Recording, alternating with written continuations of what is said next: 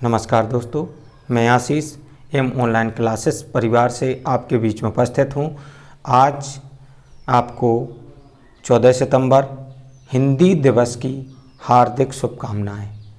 हिंदी हमारी पहचान है, हमारा गर्व है और आइए हिंदी से जुड़े हुए कुछ महत्वपूर्ण बिंदुओं को आपके बीच में प्रस्तुत करने जा रहा हूँ, जो कि आपकी जानकारी, नॉलेज के लिए और प्रतियोगी छात्रों के लिए या अन्य एकेडमिक छात्रों के लिए आवश्यक है। उनके लिए यह हिंदी का जो मैंने एक आज क्लास आपके बीच में उपस्थित करने का सोचा है, उसमें बहुत कुछ नया आपको देखने को मिलेगा। और जो भी भाई देखना पसंद करें तो वह हमारे चैनल को लाइक करें, शेयर करें और जो नए हैं वह सब्सक्राइब अवश्य करें। चलिए, और आपको आज की पूरी जानकारी आज हिंदी दिवस के शुभ अवसर पर आपको दे रहा हूं। 14 सितंबर 1949 को संविधान सभा ने हिंदी को भारत की आधिकारिक भाषा का दर्जा प्रदान करते हुए भारतीय गणतंत्र की राजभाषा के रूप में मान्यता प्रदान करने का निर्णय लिया। 14 सितंबर 1953 से राष्ट्रभाषा नागरिक विचारणी समिति वर्धा के आह्वान, ध्यान दें, राष्ट्रभाषा नागरिक विचारणी समिति वर्धा के आह्वान और अनुरोध के कारण हम हिंदी दिवस का उत्सव मनाते चले आ रहे हैं। यह आपको महत्वपूर्ण जानकारी कुछ अच्छे बिंदुओं के माध्यम से भी प्राप्त करने का देखिए अवसर मिलेगा। इसमें ध्यान दें, साफ पेपर की कटिंग में लिखा हुआ है हिंदी दिवस। देवगीत लिखने वालों ने हिंदी को आगे बढ़ाया। कैसे बढ़ाया उसका आपको समय दिखाते हैं। 1375 से 1700 ईस्वी भारत में मुसलमान शासक हमला कर रहे थे, लड़ाई का माहौल था। तब दो तरह की बातें एक साथ लिखी जा रही थीं। नंबर 1 में क्या है, सभी के भगवान को एक मानते हुए आपस में लड़ाई ना करने को प्रेरित करती हुई बातें। दूसरा बिंदु था भगवान में विश्वास जमाने वाली और हिंदू धर्म को मानने वालों को एक करने वाली बातें। यह दो बातें चल रही थी उस समय। और आपको बता दें, इसमें जो भी महत्वपूर्ण बिंदु है, एक एक बिंदु को स्पष्ट करूंगा। 1450 से 1550 ईस्वी नानक मलिक मोहम्मद जायसी रैदास की कविताएं लोगों ने गाना शुरू कर दिया, लेकिन सबसे ज़्यादा प्रचार कबीर की बानी का हुआ, जो वो समाज में जो कुछ देखते उसे ही गीत की तरह गाते। उनके साथ रहने वाले उसे लिख लिया करते, जो उनके साथ रहते थे वह लिख लिया करते थे। कबीरदास जी ने अपने कभी भी किसी भी अपनी रचना को लिखा नहीं है स्वयं। रामचरितमानस में लिखा है, ये आम लोगों में इतनी मशहूर हुई कि हिंदी की इतर देश की दूसरी भाषाओं में उसी वक्त इसका अनुवाद होने लगा। आपको बता दें कि 1633 ईस्वी में कहा है, देखिए 1633 का आंकड़ा वहाँ पर जुड़ा हुआ है। 1633 ईस्वी में गोस्वामी तुलसीदास ने रामचरितमानस लिखा। ये आम लोगों में इतना मशहूर हुई कि हिंदी के इतर देश और दूसरी भाषाओं में उसी वक्त इसका अनुवाद होने लगा। 1642 ईस्वी सूरदास की लिखी सूरसागर मुगल काल में दिल्ली के करीब विरोध की बड़ी आवाज़ बनी। और चलिए, अब आपको और भी औरंगजेब, देखिए आपकी स्क्रीन पर कुछ छवियों के माध्यम से यह आपको हिंदी दिवस में बहुत कुछ छोटी नॉलेजें जो कि आपके लिए महत्वपूर्ण है वह मैं जोड़ रहा हूं। औरंगजेब 1650 ईस्वी के आसपास औरंगजेब जैसे शासक हिंदू देवी देवताओं के मंदिर गिरा रहे थे। तब सूर तुलसी के अलावा रसखान, मीरा, नाभादास जैसे कई कवि भगवान का गीत गाकर लोगों को जोड़ रहे थे। इसी के साथ हिंदी भी आगे बढ़ रही थी। और चलिए, इसी के साथ में अगली कड़ी को जोड़ता हूँ।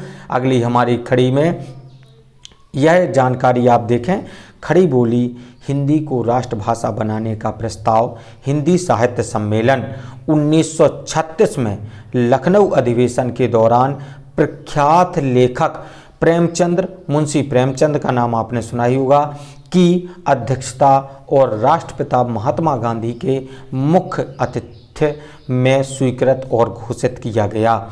और चलिए और अगली कड़ी में हम आपको कुछ और जानकारियों से जोड़ते हैं। अगला क्या कहता है, अगली बात हमारी है, आज जो हिंदी लिखते हैं वो 1900 में शुरू हुई थी। यह भी ध्यान दें कि हिंदी कब से शुरू हुई, यह भी आपके लिए महत्वपूर्ण है। तो सुने, 19 ईस्वी किशोरी लाल गोस्वामी ने ये कहानी लिखी। कौन सी? इंदुमती। ध्यान दें, यह पहली कहानी थी जो हिंदी में लिखी गई, इंदुमती, यह याद रखें आप। ये पहली रचना थी जो पूरी तरह से हिंदी खड़ी बोली में और गद्य अंदाज में लिखी गई। यानी गद्य अंदाज में यही एक ऐसी रचना है जो लिखी गई, खड़ी बोली में लिखी गई। इसकी भाषा एकदम वैसी थी जैसी आज लिखी बोली होती है, बोली जाती है। आज जैसे एकदम बोली जाती है वैसी लिखी हुई है। और आपको बता दें, 1904 ईस्वी उत्तर भारत के हर स्कूल में इस भाषा को पढ़ाए जाने की मांग उठी। 1909 ईस्वी पुष्प वाटिका उर्दू रचना गुलिस्ता के एक अंश का, यह 1904 तक की बात हो गई। 1905 की बात पहले कर लें, फिर 1909 पर जाएंगे। 1905 ईस्वी में अंग्रेज सरकार ने हिंदी खड़ी बोली गद्य खिलाफ एक सूचना निकाली। ऐसी भाषा का जानना सब विद्यार्थियों के लिए आवश्यक नहीं है जो मुल्क की सरकार और दफ्तरी जबान नहीं है। यानी सरकारी कार्यालयों में जो कि जुबान नहीं बोली जाती उसका विरोध भी होगा।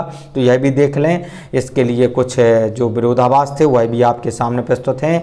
यही नहीं, इससे आपस में खाई बढ़ेगी, यह भी कहा गया। और दिल्ली कॉलेज में मुसलमान विद्यार्थी बढ़े हैं, वो इसे अच्छी नज़र से नहीं देखेंगे, यह भी बोला गया। लेकिन आगे की चर्चा में क्या है, हिंदी खड़ी बोली को स्थापित करने वाली चार रचनाएं कौन सी? ध्यान दें, 1909 ईस्वी में पुष्प वाटिका उर्दू रचना गुलिस्ता की एक अंश का हिंदी अनुवाद है। 1913 ईस्वी में भारतवर्षीय इतिहास, यह एक रचना है। और 1913 ईस्वी में जीविका वृत्तांत अर्थशास्त्र की किताब, यह एक रचना है हिंदी की। और अगली रचना है जगत, 1915 जो कि ईस्वी में रची गई, जगत वृत्तांत भूगोल की किताब है, यह भी हिंदी में ही रची गई। अगला बिंदु क्या है हमारा, कहता है हिंदी को सिर्फ एक बोली कहना ठीक ना होगा। 14 सितंबर 1949 हिंदी को संविधान सभा में आज़ाद भारत की राजभाषा का दर्जा दे दिया गया। और आपको बता दें 1950 की चर्चा करें, अपनी लेखनी, इसमें कहा गया 1950 में क्या हुआ, 1950 ईस्वी इस साल तक आते आते महावीर प्रसाद द्विवेदी, श्याम सुंदर दास, प्रताप नारायण मिश्र, रामचंद्र शुक्ल, राम कुमार वर्मा ने अपनी लेखनी से इस भाषा को ऊंचाई तक पर पहुंचा दिया। 2011 ईस्वी एक सर्वे में दावा किया गया कि दुनिया की 18% आबादी हिंदी समझती है। ध्यान दें, 2011 ईस्वी में एक सर्वे जो किया गया उसमें कहा गया कि दुनिया की 18% आबादी हिंदी समझती है। चीनी भाषा मैंड्रिन 15.27% और अंग्रेजी समझने वालों की संख्या यदि देखी जाए तो 13.85% लोग समझते हैं। यह ध्यान दें, हमारी जो हिंदी है उसको समझने वालों का जो संख्या अगर प्रतिशत के हिसाब से देखा जाए तो अधिक है, 18%, 3% अधिक ही है, यह भी देखने की यह बात है। और चलिए, हिंदी में कुछ चीज़ें बहुत ही महत्वपूर्ण होती हैं, उन पर भी देखें। हिंदी की बिंदी की यदि चर्चा की जाए तो यह सामान्य गड़बड़ अक्सर लोग करते हैं। यानी कि हिंदी में जो गड़बड़ होती है वह कई लोग बिंदी के कारण कर देते हैं। देखा जाता है कि यहाँ तक कि जिन राज्यों में हिंदी ज़्यादा बोली जाती है वहाँ भी यह गलतियाँ हो जाती हैं, खासकर उन शब्दों को लिखते हुए जो अंग्रेजी के हैं, जैसे रोड में बिंदी लगा देना और उसका रोड बना देना। रोड के स्थान पर यदि रोड लिखा है तो उसमें डा के जगह पर एक बिंदी लगा दी जाती है जिसमें रोड बना दिया जाता है, या मैं की स्थिति में मैं बना देना, या है की स्थिति में है की बिंदी हटा देना। ध्यान दें कि यदि है लिखना है हमें, जिसको हम शुद्ध उच्चारण में यदि बोलें तो है बोलना चाहिए, जबकि है लिख देते हैं, है लिख देते हैं तो बिंदी हटा देते हैं। और बिंदी लगाने का यह मामला भी बोलने पर भी निर्भर करता है। यदि आप मैं को मैं बोलेंगे तो आप शुद्ध नहीं लिख पाएंगे, अगर आप बोलेंगे तो लिखेंगे भी वही। इसलिए लगातार सही बोलने की आदत डालें। पानी हो तो दे दें। इस तरह सही जगह बिंदी लगाने की आदत भी पड़ जाएगी। आपको बता दें, यह जो जानकारी दे रहा हूं मैं बहुत ही अच्छे तरीके से खोजी हुई आपके बीच में जानकारी प्रस्तुत कर रहा हूं। यदि आप लोगों को हमारी यह मेहनत आपको अच्छी लगती है तो हमारे चैनल को सब्सक्राइब जरूर करें यदि नए हैं, और लाइक करें और शेयर जरूर करें, और बेल आइकन प्रेस कर लेंगे तो आप लोगों को हमारे नोटिफिकेशन, जैसे कि हम कई प्रकार की अदर एक्टिविटियाँ और प्रतियोगी छात्रों हेतु एक निःशुल्क प्लेटफॉर्म तैयार किए हुए हैं, उनके भी लिए लाभदायक होगा और उनको भी आप शेयर कर सकते हैं। और लीजिए, हिंदी दिवस की अगली चर्चा में जोड़ते हैं अगली कड़ी को। ब्रज और अवधि के प्रभाव से उबरने में लगे 200 साल। कैसे? 1700 से 1900 ईस्वी, ये 200 साल सूर तुलसी के प्रभाव वाले रहे। अगर हिंदी का कवि बनना चाहता था तो उसे तुलसी की भाषा अवधि या सूर की भाषा ब्रज सीखनी ही पड़ती थी। ध्यान दें, इसमें और भी बिंदु जो दिए गए हैं। हिंदी साहित्य के इतिहास में इन 200 सालों में करीब 103 कवियों का नाम मिलता है, जिनमें चिंतामणि त्रिपाठी, महाराज जसवंत सिंह, बिहारी लाल, मतीराम बेनी, भूषण, सुखदेव मिश्र अहम थे। और आपको बता दें, लेकिन इनकी लेखनी एक ही परिपाटी पर थी। इनकी लेखनी जो थी वो एक ही परिपाटी पर थी, इसलिए हिंदी के विकास में इनकी भूमिका को अधिक महत्व नहीं मिला। इस दौर में सबसे ज़्यादा लिखा गया, लेकिन एक ही किस्म का, सबसे ज़्यादा लिखा गया लेकिन एक ही किस्म का 1857 ईस्वी में गोपाल चंद्र गिरधर दास ने निहुस नाम का हिंदी नाटक लिखा। इसका मुख्य उद्देश्य सुनने वाले को आनंद देना था। इसमें कोई उपदेश नहीं था। 1880 ईस्वी में उत्तर प्रदेश के वाराणसी में, ध्यान दें, उत्तर प्रदेश के वाराणसी में 1850 में पैदा होने वाले और 1885 में दुनिया छोड़कर जाने वाले भारतेंदु हरिश्चंद्र ने हिंदी गद्य यानी आज जो हिंदी दिखाई दे रही है उसकी नींव रखी थी। यह ध्यान दें, यदि हिंदी की नींव रखने वाले कवि की चर्चा की जाए या प्रश्न आता है तो आप भारतेंदु हरिश्चंद्र का नाम तुरंत ध्यान में रखें और उनको याद जरूर करें, और यदि प्रश्न में आता है तो जरूर लिखें। अब चलिए कुछ और बॉलीवुड की दुनिया से कुछ जानकारी आपके बीच में हिंदी दिवस के दिन आपको प्रस्तुत कर रहा हूं। साल 2017 में आई फिल्म आपने देखा होगा, हिंदी मीडियम ने देश की सबसे बड़ी सच्चाई सामने रखी। सबसे बड़ी हिंदी मीडियम पिक्चर ने किस तरीके से फिल्म में दिखाया गया कि कोई माता पिता अपने बच्चे को हिंदी मीडियम स्कूल में नहीं पढ़ाना चाहता और अंग्रेजी मीडियम स्कूल में पढ़ाई उनके लिए कितनी ज़रूरी है। इस फिल्म में इरफान खान और शबा कमर मुख्य भूमिका में थे। यह आपको बता बता दें बॉलीवुड की हिंदी मीडियम पिक्चर को आप देख करके उसमें महसूस कर सकते हैं कि इंग्लिश का कितना महत्व दे दिया गया हिंदी मीडियम पिक्चर में, जबकि वह एक अच्छी पिक्चर थी जिसमें वास्तविकता दिखाई गई। यह हमारे भारत में वास्तविकता का भी एक आपको देखने को मिलेगी। और चलिए अगली चर्चा से जोड़ते हैं। हिंदी में सबसे पहले वीरों की गाथा लिखी गई, तो किस माध्यम से लिखी गई, किनके द्वारा लिखी गई, और चलिए उसके बारे में आपको बता दें। 1000 ईस्वी में पहली हिंदी रचना खुमान रासो, पहली हिंदी रचना खुमान रासो, इसे आज के आल्हा जैसा मान सकते हैं। कविता की तरह बातें कहते थे। इसमें चित्तौड़ के राजा रावल खुमान की कहानी थी। और आपको बता दें इसमें जो चित्तौड़ के राजा रावल खुमान की कहानी थी। और आपको बता दूं कि 1212 ईस्वी बीसल देव रासो लिखी गई। इसमें यह बुंदेलखंड के लोगों के लिए बहुत ही महत्वपूर्ण है। और आपको बता दें बीसल देव रासो लिखी गई। इसमें राजा बीसल देव की पूरी जिंदगी के बारे में लिखा गया था। इसे राजपूताने का इतिहास भी माना जाता है।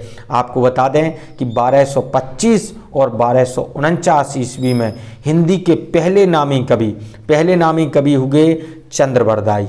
इन्होंने पृथ्वीराज रासो लिखी।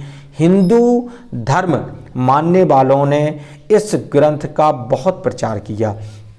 1230 ईस्वी की चर्चा की जाए तो जगनिक ने महोबा के 2 वीरों आल्हा और उदल की कहानी गाकर सुनाई। बाद में लिखी भी, लेकिन एक गीत ज़्यादा मशहूर हुआ। 1340 ईस्वी अमीर खुसरो ने फारसी और हिंदी में कई पहेलियाँ, गीत और दोहे लिखे। आपको बता दें कि 1340 ईस्वी में लिखी हिंदी की एक झलक अगर कही जाए तो एक नार ने अचरज किया, सांप मार पिंजरे में दिया, जो सांप ताल को खाए, सूखे ताल सांप मर जाए। यह ध्यान दें, यह एक झलक कविता की जो 1340 में लिखी गई वह आपको भी प्रस्तुत की गई है। और आपको इसी के साथ में एक और कड़ी से जोड़ते हुए फिर आपको 2 पंक्तियों से भी जोड़ूंगा। साल 2018 की किसी कार्यक्रम की, इसमें साल 2018 की एक बात है जिसमें हमारे वर्तमान में जो गोल्ड मेडलिस्ट हैं, भाला फेंकने में गोल्ड मेडल जीत के आए हैं हमारे एथलेटिक्स नीरज चोपड़ा, जिन्होंने मंच पर थे। और तभी एक 2018 की यह घटना है जो कि वीडियो बहुत वायरल हो रहा है वर्तमान समय में।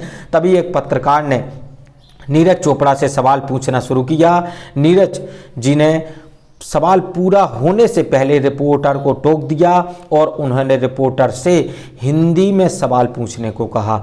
यह घटना आपको बता दूं, यह घटना उन अंग्रेजी को ज़्यादा महत्व देने वालों के लिए एक तमाचा है, जो कि आपको पता होना चाहिए। इतनी बड़ी शख्सियत होते हुए भी नीरज चोपड़ा जी ने हिचक नहीं दिखाते हुए वह बात स्पष्ट रूप से कह दी कि आप हिंदी में ही प्रश्न करें। यह बात कहने में बहुत से लोग हिचकिचाते हैं, इसलिए आप हिंदी भाषी हैं हम तो हिचकिचाएं नहीं और अपनी बात को आप रख भी सकते हैं। आपको 2 लाइनों के साथ जोड़ता हूँ। कहा जाता है कि शिवमंगल सिंह जी की कविता की 2 लाइनें हैं जो कि आपको लाइनें दे रहा हूँ, सुना रहा हूँ।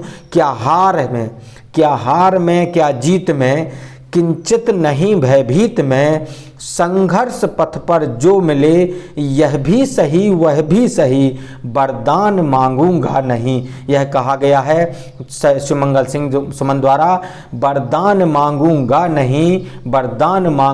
नहीं। क्या हार में क्या जीत में, किंचित नहीं भयभीत में, संघर्ष पथ पर जो मिले यह भी सही वह भी सही, वरदान मांगूंगा नहीं। यह बहुत ही अच्छी पंक्तियां हैं, प्रेरणादायक। और लीजिए अगली बात आपके बीच में स्पष्ट रूप से देना चाहता हूं, जिसमें कहा गया है कि देव भाषा के तौर पर संस्कृत का आसान रूप है हिंदी।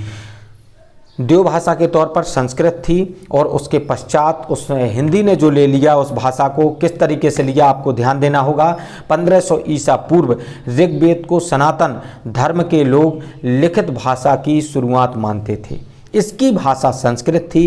1000 ईसा पूर्व रामायण महाभारत लिखे गए और उनकी भाषा भी संस्कृत थी। आपको ध्यान देना चाहिए, रामायण महाभारत भी जो लिखे गए उसकी भी जो भाषा थी वह संस्कृत थी।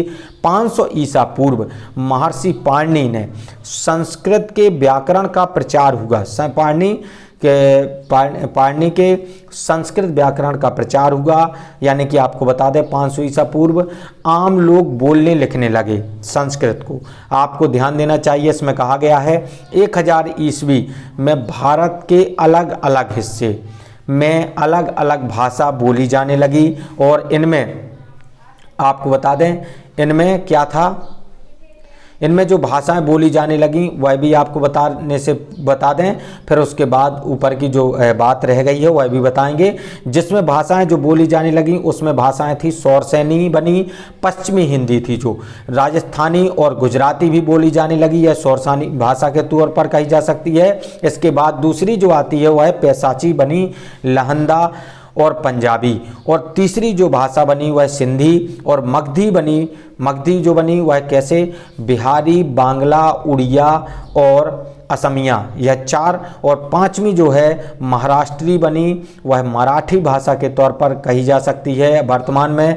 6वीं जो भाषा है अर्धमागधी बनी और जो पूर्वी हिंदी के तौर पर कही जा सकती है। 7वीं जो खस बनी वह पहाड़ी बोली के तौर पर कही जा सकती है। और आपको बता दें 100वीं ईस्वी जिसका जो आसान लगा वो वैसा बोलने लगा। 100वीं ईस्वी में क्या कहा गया, जिसको जो आसान लगा वह बोलने लगा, इससे प्राकृत भाषा कहा गया। इसमें सौरसेनी, पैसाची, ब्राह्मण, खस, महाराष्ट्री, मगधी, अर्धमागधी बोलियां बोली जाने लगी, जो कि मैं जिनकी डिटेल आपको पूर्व में दे चुका हूं। और आपको बता दूं 500 ईसा पूर्व अपभ्रंश की शुरुआत हुई, यानी मूल भाषा संस्कृत का सबसे देसी अंदाज कहा जा सकता है इसको। और चलिए अगली लाइन से जोड़ने के लिए और आपको बता दूं कि आज जो हिंदी दिवस के दिन आप लोग हमारे बीच में उपस्थित हैं, आपको बता दूं 14 सितंबर 2021 को हम हिंदी दिवस मना रहे हैं। इसकी आप लोगों को पुनः हार्दिक शुभकामनाएं देता हूं